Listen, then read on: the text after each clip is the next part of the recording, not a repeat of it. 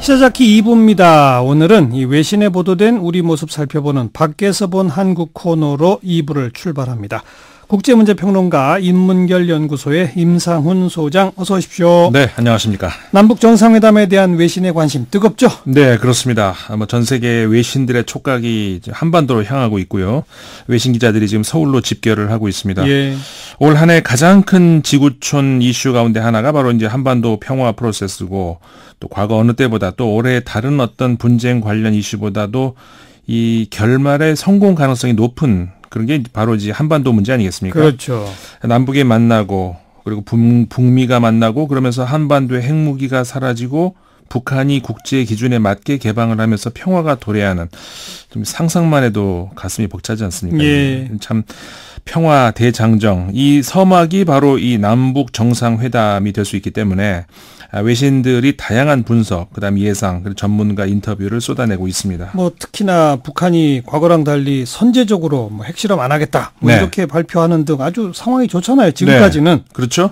특히 말씀하셨습니다만 지난주 금요일이었었죠. 북한 노동당 중앙위 전원회의에서 발표된 핵과 ICBM 시험 중단 선언, 그 이후에 여기에 대한 분석과 전망을 다룬 기사들이 많이 나왔는데요. 예. 외신들은 대체적으로 북한의 핵무기 시험 중단 선언을 긍정적으로 해석을 하면서, 다만 이게 핵 폐기와는 다르다는 점, 그리고 이것이 어느 정도의 진정성을 가지고 있는 것인지, 이런 문제에 대해서 아주 다양한 그 예상, 그다음에 분석들을 내놓기도 했습니다. 좀 소개해 주세요. 중국의 환구15, 리차오 중국 랴오닝성 사회과학원 한반도 연구센터 연구원과의 인터뷰를 통해서 북측의 핵 미사일 시험 발사 중단 선언은 국제사회로부터 격려를 받아야 할 일이다, 이렇게 말을 하면서, 예. 다만 새로운 핵실험 중단을 선포를 했을 뿐 완전한 핵 폐기를 언급한 건 아니기 때문에 한반도 비핵화의 실현에 이목이 쏠리고 있다, 이렇게 전했고요. 예. 그러면서 북핵 문제의 근본적인 원인은 북미 간의 갈등이다. 그래서 이제 미국의 대북 압박으로 인해서 북한이 핵 보유의 길을 선택을 했기 때문에 북한의 핵 미사일 시험 중단 선언에 대해서 미국 역시 한미 군사훈련 감소 이런 것들을 이제 긍정적으로 답변을 하고 대응을 해야 된다, 이렇게 주장을 했습니다. 중국이니까 미국에 대해서 요구하는 그런 네. 입장을 담은 보도네요. 그렇죠. 환구15. 또 미국 언론들은 어떻게 분석합니까? 일단 미국의 트럼프 대통령이 북한의 핵실험 중단 선언 바로 직후에 1시간 만에 트위터를 하지 않았습니까? 환영한다, 이런 입장을 밝혔는데, 네. 이거에 비해서 이제 참모진 사이에서는 좀 더 신중한 반응들이 계속 나오고 있습니다. 미국 언론들 역시 환영하는 목소리, 그다음에 경계하는 목소리가 함께 나왔습니다. 뉴욕타임스는 22일 보도에서 김정은 국무위원장이 트럼프 대통령과의 획기적인 회담을 준비하고 있는 상황에서 핵실험 그리고 미군 주둔 문제에 대해서 화해 제스처를 취하면서 외교적인 우위를 선취했다면서, 하지만 동시에 김정은의 대담한 행보가 미국, 일본, 중국 관계자들을 불안하게 하기도 하고, 예. 대미 협상에서 상징적으로는 강력하지만 실질적으로는 크지 않은 그런 유형의 양보를 할 가능성도 있다, 이렇게 전했습니다. 네. 그리고 워싱턴 포스트도 트럼프 대통령의 낙관적인 전망과 달리 참모진에서는 김정은 위원장에 덧칠 수도 있다, 이런 좀 방어적인 반응도 있다고 전했습니다. 미국 주류 언론들은 아무래도 이 트럼프 대통령에 대해서 걱정을 많이 하잖아요. 많이 하죠. 그러니까 트럼프 대통령이 또 너무 이렇게 긍정적으로만 보고 낙관적으로만 보니까 그걸 또 경계하는군요. 네, 그렇죠. 예. 지난주에도 역시 언론들과 트럼프 대통령 간의 설전이 또 있었습니다. 예. NBC 방송의 한 진행자가 북한은 조금만 양보하면서 많은 것을 양보하는 것처럼 보이게 한다, 이렇게 말을 하면서 미국은 근데 그동안에 과연 뭘 얻었냐, 이렇게 방송에서 물었는데, 예.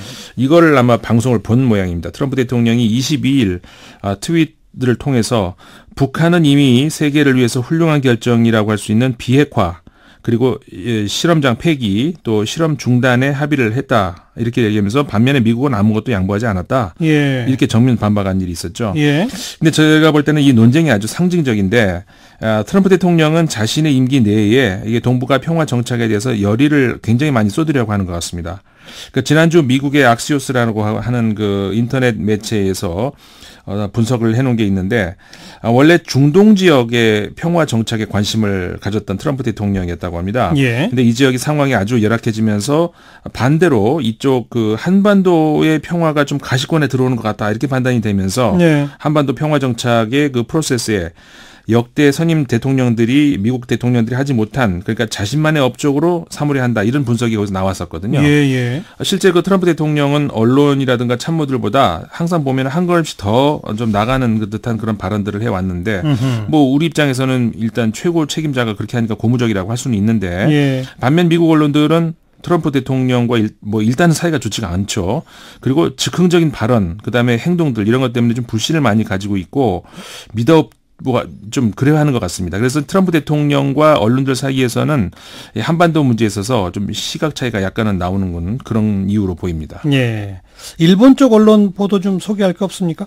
일본 언론에서 좀 재미있는 게 나왔습니다. 폼페이오 국무장관 내정자가 북한을 다녀온 이후에 실제로 북한에서 긍정적인 변화가 있다는 정황이 좀 나오고 있는데 이게 바로 그 일본의 아사히 신문이 어제 보도를 한 겁니다. 한 소식통을 인용을 한 건데 미국은 김정은 위원장이 진정으로 비핵화를 할 의사가 있다고 판단을 지금 하고 있는 것 같습니다. 물론 공식적으로는 확실한 변화가 있을 때까지 압박을 늦추지 않겠다 이 말을 계속 반복하지 않습니까?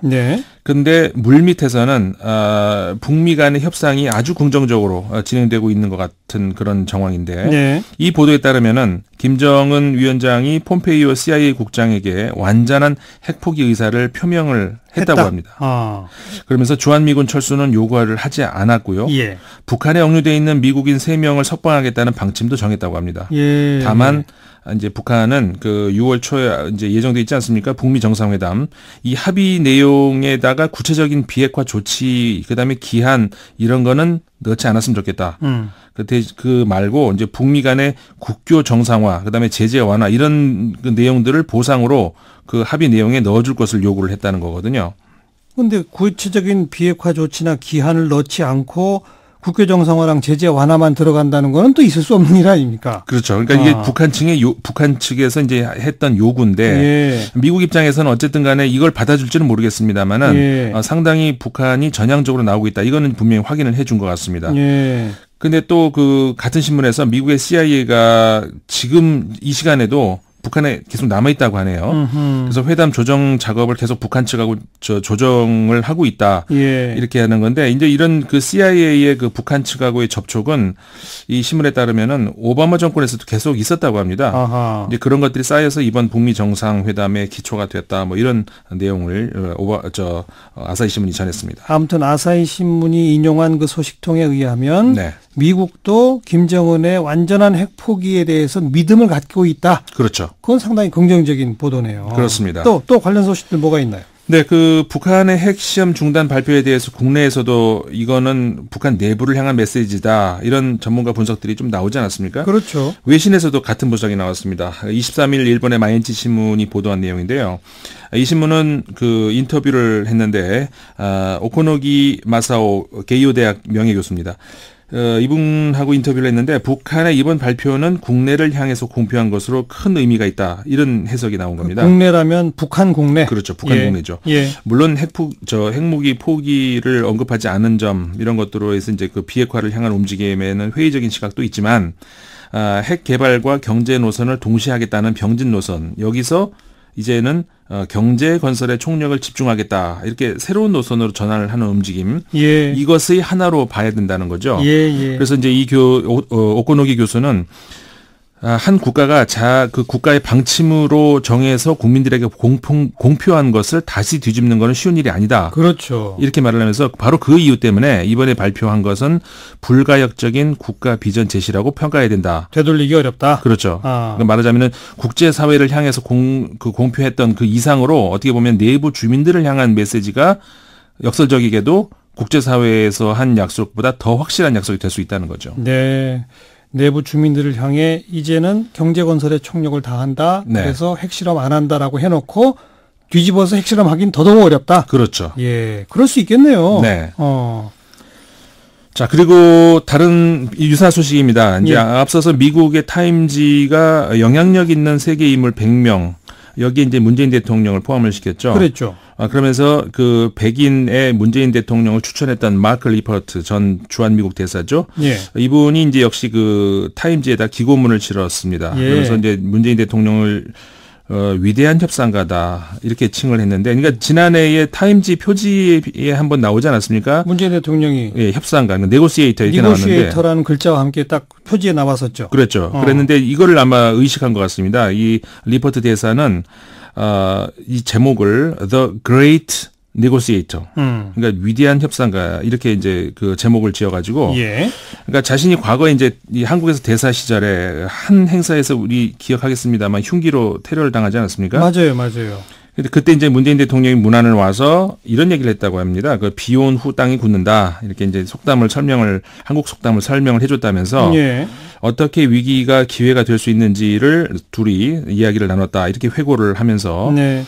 그 이후에 이제 대통령이 된 문재인 대통령 극적인 행보를 취해왔다. 그리고 사상 최초의 북미 정상회담을 중재를 했다. 이렇게 평가를 했습니다. 예, 예. 그러면서 이 북핵 난제를 해결할 경우에 문재인 대통령은 한반도뿐만 아니라 전 세계의 미래를 규정짓는 데 기여를 할 수도 있을 것이다. 네. 이렇게 평가를 했다고 합니다. 뭐 정상회담 다가오니까 문재인 대통령을 주목한 외신 보도들도 대폭 늘어나겠군요. 네, 많이 예. 쏟아져 나옵니다. 예. 그 남북관계 관련 소식도 물론 그렇습니다만은 최근 문재인 대통령 관련 보도가 급속하게 늘고 있는데, 네.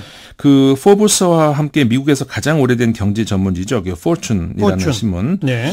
최근 올해 그 전 세계의 위대한 지도자 50명을 선정을 했는데 문재인 대통령이 4위에 들어갔죠. 4위. 네. 예. 그 참고로 이제 1위는 미국의 최근 그 이탄 총기 사고에 대해서 집단으로 저항하고 있는 학생들 있지 않습니까? 예, 예. 그 학생들이 1위를 뽑혔고, 2위는 빌 게이츠와 그 부인이죠, 멜린다 게이츠.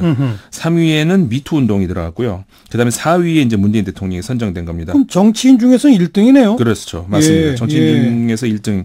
그러니까는 문재인 대통령을 선정한 이유에 대해서 포춘지는 문 대통령은 지난해 5월 좋지 않은 여건 속에서 취임을 해서 공정한 경제체제 구축, 최저임금 인상, 그다음에 건강보험 확대, 재벌에 대한 국가의 영향력 약화, 이런 것들을 위해서 이제 개혁을 신속하게 이행을 했다. 이렇게 네. 적었습니다. 예. 그리고 이제 북미 정상회담 개최 합의를 도출을 해내는 과정에서도 중대한 역할을 수행을 했고, 이 북미 정상회담은 남북 화해의 서막이 될 수 있다고 이 선정 이유를 설명을 했습니다. 예. 그리고 블룸버그 통신도 23일 보도에서 문재인 대통령은 사상 첫 북미 회담을 주도를 해서 성사를 눈앞에 두고 있어서 햇볕 정책의 창시자인 김대중 대통령의 업적을 넘어서고 있다. 이렇게 네. 보도를 했습니다. 미국의 포춘과 블룸버그 통신 소개해 주셨고, 네. 미국 외의 언론에서도 문 대통령에 대한 평가나 지지도가 높은가요? 네, 이제 그 유럽에서도 사실 독일에서 굉장히 많이 나왔었는데 그 문재인 대통령의 평가가 예. 이번에 어떻게 보면 유럽에서 가장 권위 있는 시사 주간지라고 할 수가 있습니다. 독일의 데어 슈피겔이라는 잡지가 있는데, 예. 이번에 보니까는 굉장히 많은 분량으로 진정한 기회 이런 제목으로 해서 기사가 실렸습니다. 문재인 대통령이 판문점에서 김정은 위원장을 만나는데 남북 화해는 그에게는 삶의 주제다 이렇게 얘기를 했습니다. 삶의 주제. 예, 왜 그러냐면 이제 본인이 몸으로 느끼는 그런 것이죠. 무슨 얘기냐면은 실제로 이 남북 분단이 자신의 가족을 이산 가족으로 만들지 않았습니까? 그렇죠. 그걸 얘기한 겁니다. 예, 예. 그리고 또 이런 것도 아마 아시는 분은 아실 겁니다. 이 문재인 대통령 젊은 시절에 우리 도끼 만행 사건이 있었죠. 판문점에서. 네. 예. 그 당시에 특전사로 복무했던 바로 그 판문점. 바로 그 운명의 장소에서 이제 대통령이 돼서 북한을 맞이한다. 이렇게 이제 이 신문이 전한 거죠. 시사지가 전한 거죠. 문재인 대통령 개인사에 대해서 연구를 많이 했네요. 그렇죠. 예. 그러면서 이제 함께 만나는 두 정상이 정반대의 사람이다. 이렇게 소개를 하고 있는데, 김정은과 달리 문재인 대통령은 인권 변호사 출신의 신념을 가진 민주주의자라고 표현을 하면서 권위적인 지배자가 득세하는 요즘 세계의 분위기를 역행하는 사람처럼 보인다. 이렇게 묘사를 했습니다. 예. 그러면서 문재인 대통령은 한국 국민들이 좋아하는 대통령이지만 포퓰리스트는 아니다. 이렇게 얘기를 하면서 이 국가 수반에, 그러니까는 문재인 대통령 얘기하는 것이죠. 특별한 점이 있다면은 그건 눈에 띄지 않는 평범함이다. 이렇게 전했습니다. 예. 그래서 이제 그 슈피겔지가 북미 대화에 비해서 남북 대회담이 지금 가려지는 경향인데, 왜냐하면 우리로서는 국내에서는 남북 회담이 크지만 해외에서는 북미 대화가 더 크게 보이거든요. 세계적 관점에서는 북미 대화가 훨씬 중요하죠. 그렇죠. 예. 그래서 이제 어떻게 얘기하냐면은 그런 가려지는 경향이 있지만 결국 남북 회담이 결정적으로 중요했던 것으로 앞으로는 여겨질 수 있다 이렇게 얘기를 하면서 그 이유는 문재인 대통령이 북한의 독재자에게 비핵화를 위한 구체적인 방안을 가지고 미국을 상대하도록 확신을 심어줬기 때문이다 이렇게 설명을 했습니다. 예. 그러면서 이 시사주간지는 이처럼 어려운 과제를 수행하기에 문 대통령보다 더 적합한 인물은 거의 없다고 평가를 했습니다. 네. 굉장히 찬사를 보냈죠.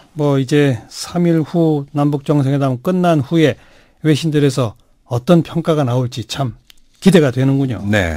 혹시 남북 정상회담 관련되지 않은 또 다른 외신 주목할 게 있나요? 네, 재미있는 소식이 하나 있어서 전해드리겠는데요. 예. 국내 소프트웨어 업체죠. 한컴 오피스.